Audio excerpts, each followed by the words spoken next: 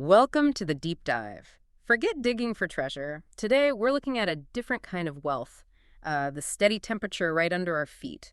We're exploring geothermal HVAC systems. Yeah, we've got some great info lined up. Insights from Hartzell's Heat and Air, the International Ground Source Heat Pump Association, that's IGSHPA, and a really useful blog post from Hartzell specifically about the benefits in Oklahoma.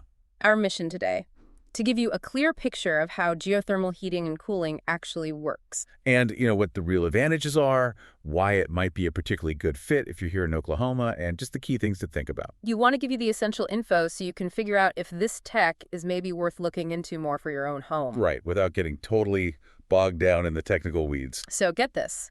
What if you could potentially cut your heating and cooling costs by up to 70%?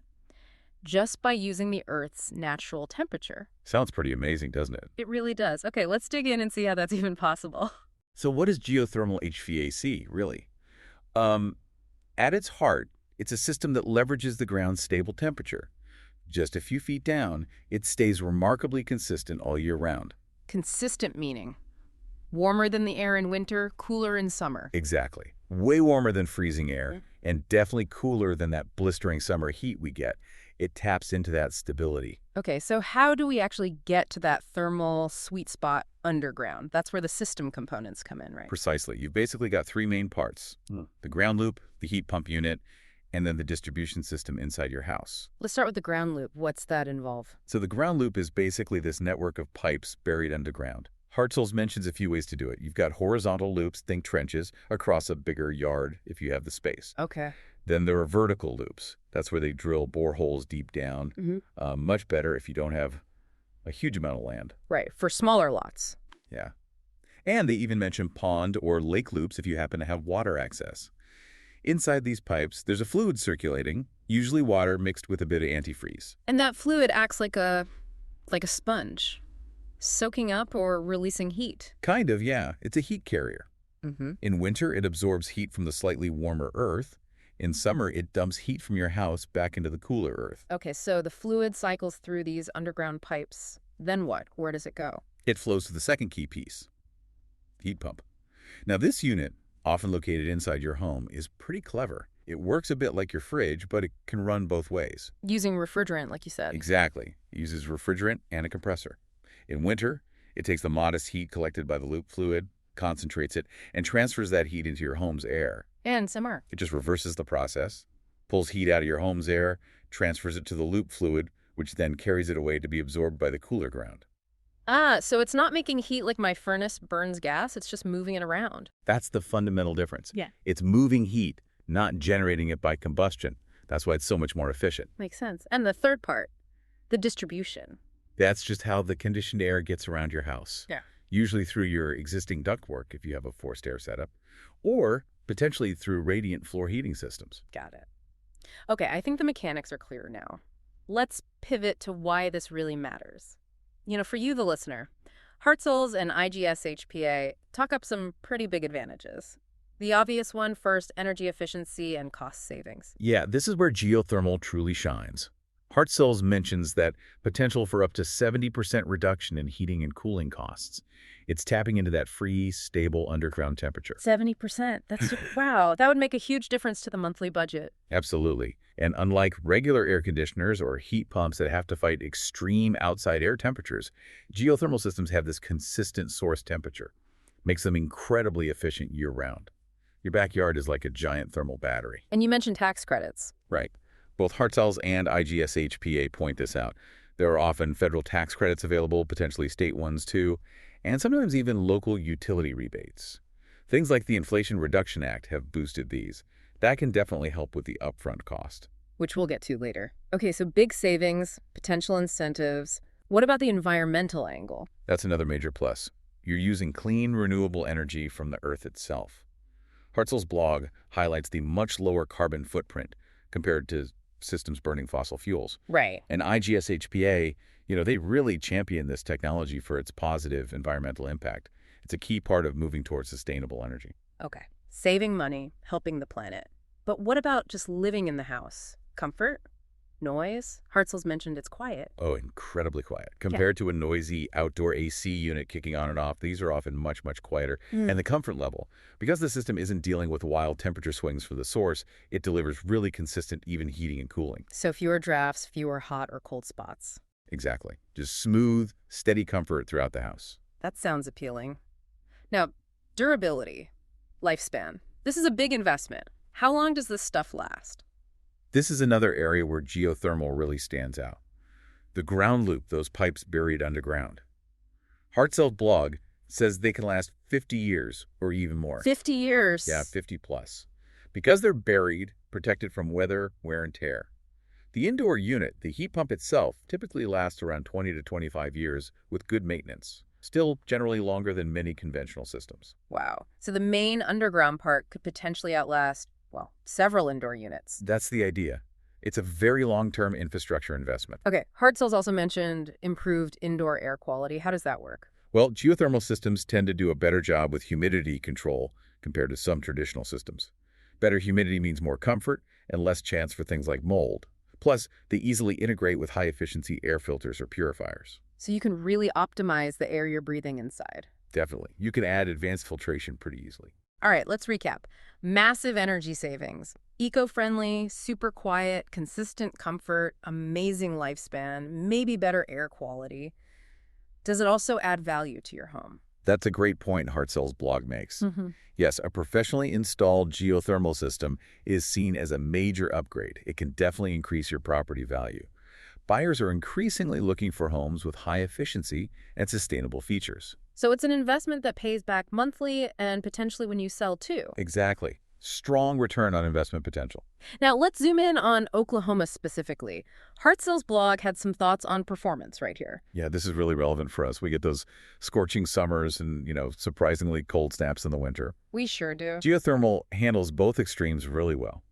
Because it's drawing from that stable underground temperature, maybe around 50-something degrees, give or take, it doesn't have to work nearly as hard as an air conditioner trying to dump heat into 100-degree air or a heat pump trying to pull heat from freezing air. So less strain on the system during peak times. Right. Less energy used, potentially less wear and tear. It's just more efficient and robust when dealing with those Oklahoma temperature swings. Okay, it sounds like a really strong contender for Oklahoma homes, but is it right for everyone? What are the key things someone should consider? Good question. Hartzell's lays out some criteria for who makes a good candidate. Having enough yard space is often one factor for the ground loop, though, like we said, vertical loops help with smaller lots. For space is a consideration. Definitely. Also, a real desire for those big long-term energy savings is important, and an interest in sustainable, eco-friendly options. Plus, valuing that quiet, consistent, high-quality indoor comfort we talked about. If those things are high on your priority list, it's worth investigating further. Absolutely. And you mentioned different types earlier, closed loop, open loop, hybrid. Can you quickly break those down again? Sure. Closed loop is the most common. That's the sealed network of pipes circulating the fluid, horizontal, vertical, or pond loops. Got it. Sealed system. Right. Open loop actually uses groundwater directly from a well. It pumps the water through the heat pump, extracts or deposits heat, and then typically discharges the water back underground or to another well. Requires a good water source. Okay, that sounds a bit more specific in terms of requirements. It is. And hybrid systems. They basically combine a geothermal system with maybe a smaller conventional furnace or boiler for supplemental heat during the absolute coldest parts of the year. Can sometimes reduce the size, cost of a needed ground loop. Interesting. So flexibility there too. What about installation factors? What else should you think about? Hartzell's blog mentioned a few things. Yeah, things like your specific soil conditions. Different soils transfer heat better than others. The amount of space you have, obviously. Your home's specific heating and cooling load, how much energy it needs, and critically, the cost. The upfront cost versus the long-term saving. Exactly. You need to weigh that initial investment against those potential decades of lower bills and the incentives available. Let's talk maintenance. Is this system going to need constant tinkering? Actually, that's another advantage. Hartzell's blog points out relatively low maintenance. There are fewer moving parts overall compared to, say, a furnace and separate AC unit. And the big one, the ground loop, is buried and protected. So less to go wrong. Generally, yes. You'll still want annual checkups, just like any HVAC system, to keep things running efficiently, check filters, fluid levels, that kind of thing. But usually it's less demanding than traditional systems. And that lifespan, again, 50 plus years for the loofs, 2025 for the indoor unit. That sounds pretty solid. It really does speak to the durability. Okay, let's circle back to the money, specifically for Oklahoma. Those incentives, you mentioned federal tax credit. Right. Both Hartzell's blog and IGSHPA confirm these are significant. Currently, there are substantial federal tax credits available that can cover a good chunk of the installation cost. That makes a real dent in the upfront price. And it sounds like you need to check locally, too. Definitely. Hartzell's blog advises checking for any Oklahoma state-specific incentives, maybe through the State Energy Office, and also checking directly with your local utility company, OG&E, PSO, or whoever serves you. They sometimes offer rebates for high-efficiency systems like geothermal. So do your homework on the incentives available right now. Absolutely. Layering federal, state, and utility incentives can make a big difference. And then you factor in the long-term bill savings, potential home value increase. The whole financial picture starts to look very attractive for many people. So looking ahead, what's the future for geothermal? Is this catching on? It seems to be yes. Hartzell's blog mentions growing popularity. People are becoming more aware of the benefits, energy costs keep rising, and those government initiatives are certainly helping push things along. And IGSHPA is obviously working to promote it. Very much so. They're advancing the technology, setting standards, educating professionals and consumers. It's gaining momentum. Is the technology itself still evolving? Well, yeah.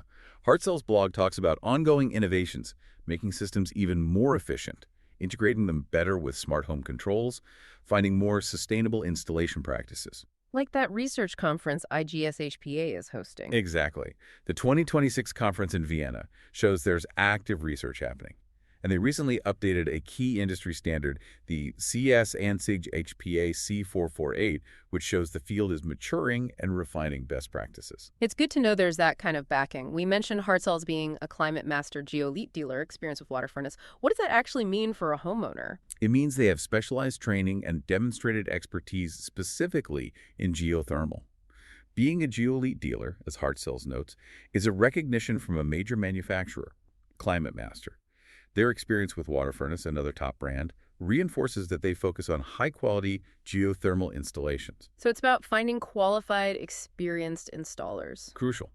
And knowing that organizations like IGSHPA exist to support the industry standard gives confidence too. They even share testimonials. Right, those real-world examples. You mentioned a couple earlier. Yeah, IGSHPA quoted Don Johnson from Lipscomb University saying Geo has the absolute best payback. And Carl Hall, managing apartments right here in Tulsa, saw a 50% energy cost reduction in just the first 8 months. Wow, 50% in 8 months. That's compelling. Those kinds of results really highlight the potential. Okay, let's quickly hit some common questions people might still have. Hartzell's FAQ section is great for this. First one, the initial cost. We touched on it, but just to be clear. Yeah, it is higher up front than traditional systems, mainly because of burying that ground loop. But, as Hartzell's emphasizes, the long-term energy savings combined with incentives often lead to a payback period that makes financial sense for many homeowners. You have to look at the total cost of ownership. Makes sense. What about performance in really cold weather? Does it keep up when it gets, say, below freezing here in Oklahoma? Yes, that's a key advantage, because it's drawing heat from the stable ground temperature, which stays relatively warm even in winter. It doesn't lose efficiency dramatically, like air source heat pumps can when the outside air gets frigid. Hartzell's FAQ confirms this. It's reliable even in cold climates. Good to know. Can you retrofit geothermal into an existing house, or is it just for new builds? You absolutely can retrofit, according to Hartzell's blog. It might involve some modifications, maybe to ductwork, but experienced installers can assess your home and figure out the best way to integrate a geothermal system. It's definitely not limited to new construction. Okay. And last practical one, installation time. Is my yard going to be torn up for months? Hartzell's FAQ suggests the timeline varies, depends on the system type, property size, maybe soil conditions.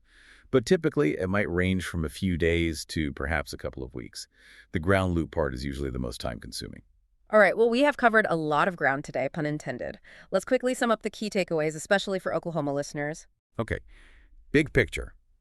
Geothermal offers potentially huge energy efficiency and lower utility bills. It's sustainable, much lower carbon footprint. The systems are durable, long-lasting, low maintenance. and quiet, consistent comfort year-round, handling our Oklahoma heat and cold well. Plus, those financial incentives can really help. So here's a final thought to leave you with. Considering the potential for major energy savings and environmental benefits literally right under your property, what other long-term home investment offers that kind of compelling mix of financial return and sustainability? It's tapping into the earth itself for lasting comfort. Well said.